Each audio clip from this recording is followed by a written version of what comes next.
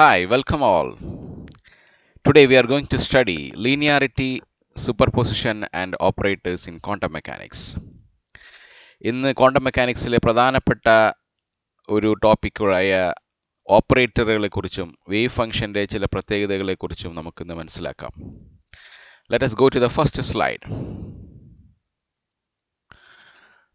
See, the wave function add, but the probabilities do not add.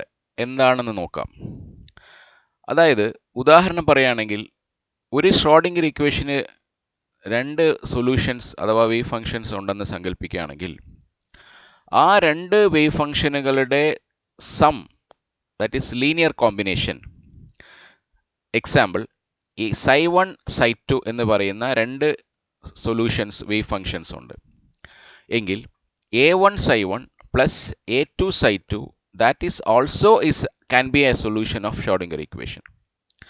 So the linear combination or the addition or the sum of two wave functions can also be a solution of the Schrodinger wave function, Schrodinger equation. So this is what the first slide says. Coming to the second slide, it means that the equation has terms that contain psi and its derivatives. ഇവിടെ ഒരു psi ഉണ്ട്, but no terms independent of psi or that involve higher power of psi or its derivatives. Actually we have got psi over here, that is missing here. So psi ഇല്ലാത്ത ടേമുകളോ അല്ലെങ്കിൽ psiയുടെ higher പവറുകളോ അല്ലെങ്കിൽ psiയുടെ derivatives, that means ആ psiയുടെ ഇത്രയും കാര്യങ്ങൾ എന്ത് ചെയ്യാൻ പാടില്ല, independent of psi, അതായത് psi ഇല്ലാത്ത ടേം ഉണ്ടാവാൻ പാടില്ല. അപ്പോൾ അതുപോലെ psiയുടെ സ്ക്വയറോ psiയുടെ ഡെറിവേറ്റീവ്സോ ഇല്ലെങ്കിൽ, പക്ഷേ that can involve higher power or its derivatives. psiയുടെ പവറുകളോ ഡെറിവേറ്റീവ്സോ ഉണ്ടാകാൻ സാധിക്കും, പക്ഷേ psiയുടെ ഇൻഡിപെൻഡൻ്റ് ആയിട്ടുള്ള ടേംസുകൾ ഇല്ല.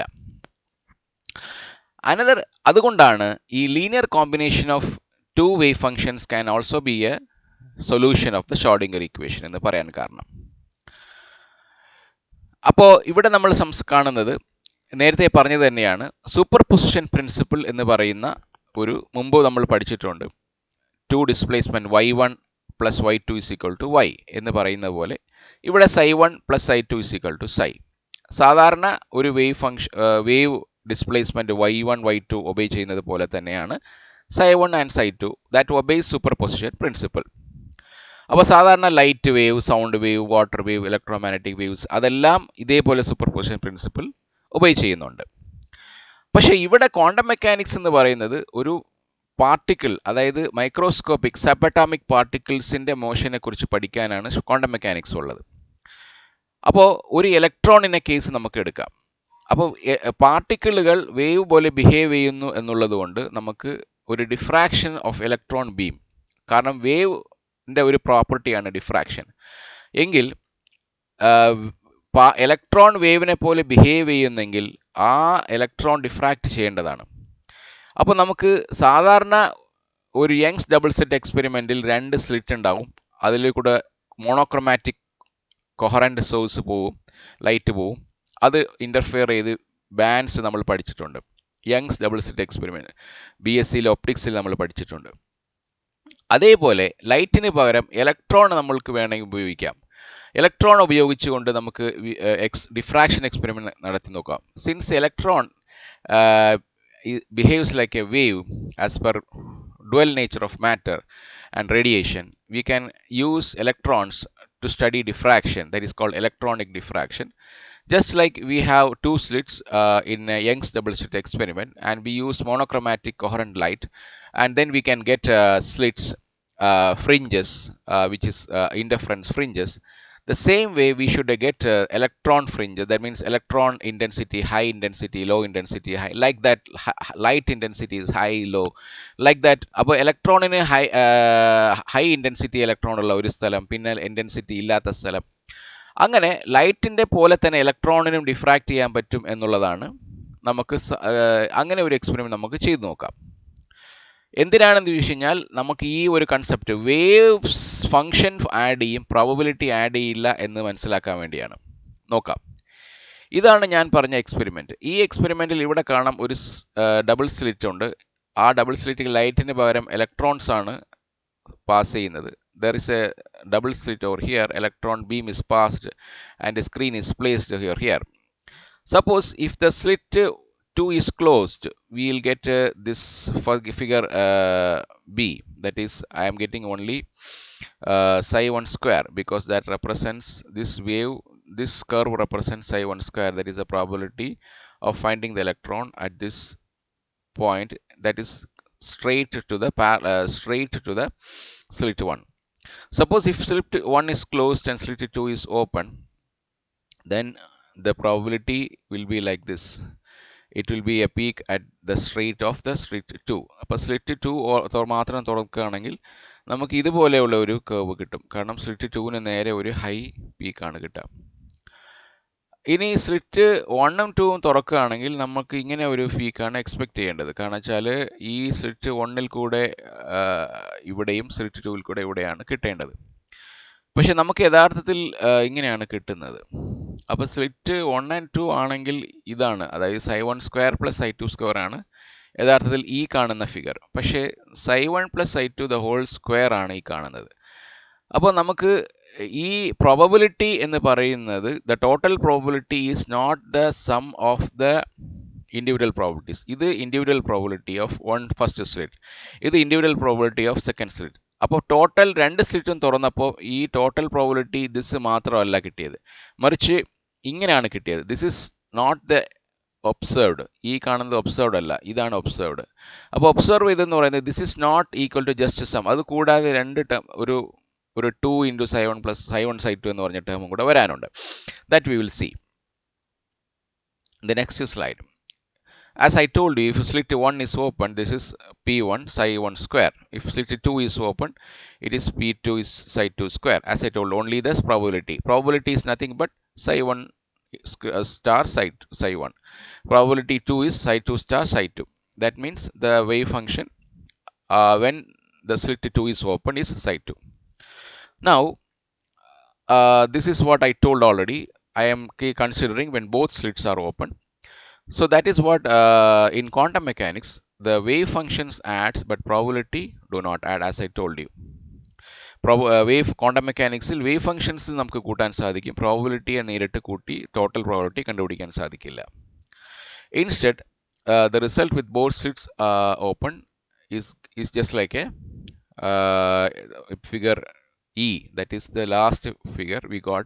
That's a pattern of alternating maxima minima. That is less like a Young's double slit experiment. Okay. Now you can see here the diffraction density at the screen actually is, what is the actual diffraction density? That is, you have to find the total wave function and then take the square, not just add the probabilities individually. Instead of adding the probabilities individually, you have to take the total wave function and then find the probability density, probability of that total wave function. അപ്പോൾ total probability എന്ന് പറയുന്നത് ആദ്യത്തെ പ്രോബബിലിറ്റികളുടെ individual ആയിട്ടുള്ള ഓരോ പ്രോബബിലിറ്റികളുടെ തുകയല്ല, മറിച്ച് ആ രണ്ട് സ്ലിറ്റും തുറന്നിരുന്നാൽ എന്താണോ വേവ് ഫംഗ്ഷൻ ഉണ്ടാകുന്നത്, റിസൾട്ടന്റ് വേവ് ഫംഗ്ഷൻ, ആ റിസൾട്ടന്റ് വേവ് ഫംഗ്ഷനെയാണ് നമ്മൾ സ്ക്വയർ ചെയ്യേണ്ടത്. അപ്പോൾ psi 1 plus psi 2 star, psi 1 star plus psi 2 star into psi 1 plus psi 2, ഈ രണ്ട് ബ്രാക്കറ്റിനെ മൾട്ടിപ്ലൈ ചെയ്താൽ നമുക്കറിയാം psi 1 star psi 1, psi 2 star psi 2, psi 1 star psi 2, psi 2 star psi 1. അവസാനം ഇതെന്ന് പറയുന്നത് P1 plus P2 പ്ലസ് ഇതെന്താണ് psi 1 star psi 2, psi 2 star psi 1. ഈ ടേമാണ് നമുക്ക്, ഈ ടേമിനാണ് നമ്മൾ ഈ കാണുന്ന ഈ ആൾട്ടർനേറ്റ് ബ്രൈറ്റ് ആൻഡ് ഡാർക്ക് എന്ന് പറയുന്ന ഇൻറ്റൻസിറ്റി നമുക്ക് കിട്ടാൻ കാരണം. ഇത് നമ്മൾ യങ്സ് ഡബിൾ സ്ലിറ്റിലും കണ്ടിട്ടുണ്ട്.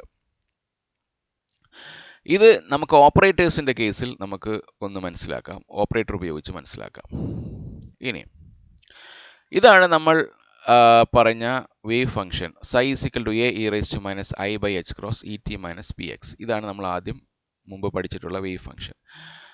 അതിനെ നമ്മൾ ഡിഫറൻഷിയേറ്റ് ചെയ്യുമ്പോൾ do psi by do x ആയവ I by h cross p psi. ഇത് നമ്മൾ കണ്ടിട്ടുണ്ട് Schrodinger equation. when we derived the Schrodinger equation we got these two results.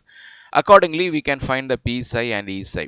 So this is the wave function considered for a particle whose energy is E and momentum is P at a distance at position X and the moment instant T. So this is a complex wave function, and we got the position P psi and energy E psi. I mean, these two terms are we obtained by differentiating with respect to position and time this equation. Now coming to the next slide. Now I want to finally find out expectation values. Now we see here, what we have seen here is the dynamical quantity P in some sense corresponds to the differential operator H cross by I dou by dou X. In the last equation, from the last slide, you can see here this dynamical operator P corresponds to this operator, and similarly E corresponds to this operator. So this is what it says. So that means this we can consider that momentum operator is nothing but H cross by I dou by dou X, and E is H cross dou by dou T. So the kinetic energy operator we can derive from that. Kinetic energy is basically P square by 2m, momentum square by 2m. Accordingly, put the value of momentum operator H cross by I dou by dou X, and putting we will get the value minus H cross by 2m dou square by dou X square. So again we will get the energy operator IH cross dou by dou T is nothing but what we get is kinetic energy operator plus potential energy operator. So I just multiply psi. Here what we get is IH cross dou by dou psi by dou T, and here minus H cross square by 2m dou square psi by dou.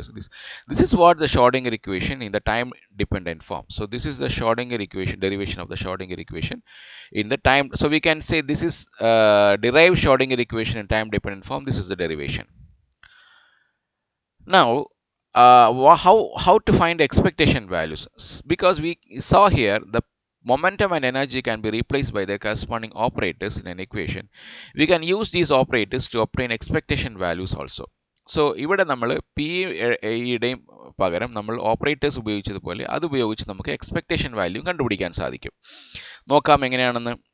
ഈ expectation value of momentum നമ്മൾ കണ്ടിട്ടുണ്ട്, കഴിഞ്ഞ വീഡിയോയിൽ പറഞ്ഞിട്ടുണ്ട്. Expectation value എന്ന് പറയുന്നത് any ക്വാണ്ടിറ്റിയുടെ expectation value integral size. If it is a normalized wave function, it is psi star p psi. It is the case of the momentum.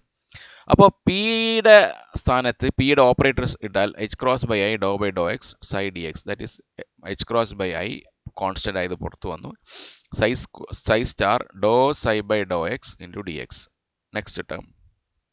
Let us see why expectation values involve operators we have to express in the form. നമ്മൾ ഈ ഒരു ഫോമിലേക്ക് express ചെയ്യുകയാണെങ്കിൽ നമുക്ക് എന്തുകൊണ്ട് expectation value കിട്ടും എന്ന് നോക്കാം. ഈ ഒരു ഫോം തന്നെ വേണ്ടി വരും, കാരണം ഈ ഒരു ഫോമിൻ്റെ പിയുടെ സ്ഥാനത്ത് പിയുടെ ഓപ്പറേറ്റേഴ്സ് ഇടേണ്ടി വരിക. Okay, now will see here. Suppose if I having other alternatives, P മുമ്പ് വരികയാണെന്ന് വിചാരിക്കുക, അതായത് പി സൈ സ്റ്റാറിന് ശേഷം പി വരാതെ സൈ സ്റ്റാറിന് മുമ്പ് പി വരികയാണെങ്കിൽ അപ്പോൾ 0 ആയി പോകും, ഈ ഇൻ്റഗ്രൽ 0 ആയി പോകും. Because you can see from here psi star and psi must be 0 at plus or minus infinity when you differentiate and integrate this term. So അതുകൊണ്ട് p നടുക്ക് വന്നാൽ ആ ഓപ്പറേറ്റർ നടുക്ക് ഓപ്പറേറ്റ് ചെയ്യുമ്പോൾ മാത്രമേ, അതായത് സൈ സ്റ്റാറിന് ശേഷം ഓപ്പറേറ്റർ വരികയും പിന്നെ സൈ വരികയും ചെയ്യുമ്പോൾ മാത്രമേ ഈ ഇൻ്റഗ്രൽ 0 അല്ലാതായി മാറുകയും ചെയ്യും. അതുകൊണ്ട് അതിനൊരു സെൻസ് ഉണ്ടാവില്ല. അതല്ലെങ്കിൽ ഈ പി അപ്പുറത്തിടുകയാണെങ്കിലോ, ഈ പി അപ്പുറത്തിടുകയാണെങ്കിൽ operator is not operating on any other wave functions എല്ലാം ലെഫ്റ്റ് സൈഡിലായി പോയി, പിന്നെ ഓപ്പറേറ്റ് ചെയ്യാൻ വേവ് ഫംഗ്ഷൻ ഇല്ല റൈറ്റ് സൈഡിൽ. അതുകൊണ്ട് നമുക്ക് എന്ത് ചെയ്യാൻ പറ്റും, ഇങ്ങനെ ഇടാൻ പറ്റില്ല, പി റൈറ്റ് സൈഡിൽ ഇടാൻ പറ്റില്ല, പി ലെഫ്റ്റ് സൈഡിൽ ഇടാൻ പറ്റില്ല, മറിച്ച് പി നടുക്ക് മാത്രമേ ഇടാൻ പറ്റുള്ളൂ. ദാറ്റ് ഈസ് സൈ സ്റ്റാറിന് ശേഷം ഓപ്പറേറ്റർ വരിക, പിന്നെ സൈ വരിക. At the same time, in the case of algebraic quantities like potential and position, the order of the factors is unimportant. അതേമാതിരി ഇപ്പോൾ ഈ ആൽജിബ്രിക് ക്വാണ്ടിറ്റീസ് ആയിട്ടുള്ള പൊട്ടൻഷ്യൽ അതുപോലെ തന്നെ പൊസിഷൻ, അവരുടെ ഓർഡർ ഒന്നും വലിയ വിഷയമല്ല. അതേസമയത്ത് ഈ ഓപ്പറേറ്റർ ആയതുകൊണ്ടാണ് ഈ പറയുന്ന ഓർഡർ നടുക്ക് തന്നെ വരണം എന്ന് പറയുന്നത്. ഇപ്പോൾ ഉദാഹരണം, എനർജിയുടെ എക്സ്പെക്ടേഷൻ വാല്യൂ കണ്ടുപിടിക്കണമെന്നുണ്ടെങ്കിൽ സൈ സ്റ്റാറിന് ശേഷം എനർജിയുടെ ഓപ്പറേറ്ററായ I H cross do by Dr T ഇടുക, അപ്പോൾ നമുക്ക് എനർജിയുടെ എക്സ്പെക്ടേഷൻ വാല്യൂ കിട്ടും. അപ്പോൾ കോൺസ്റ്റന്റ് ആയിട്ടുള്ള ഐ എച്ച് ക്രോസ് ഇൻ്റഗ്രലിന് പുറത്ത് വന്നു, integral psi star doe psi by Dr t into d X.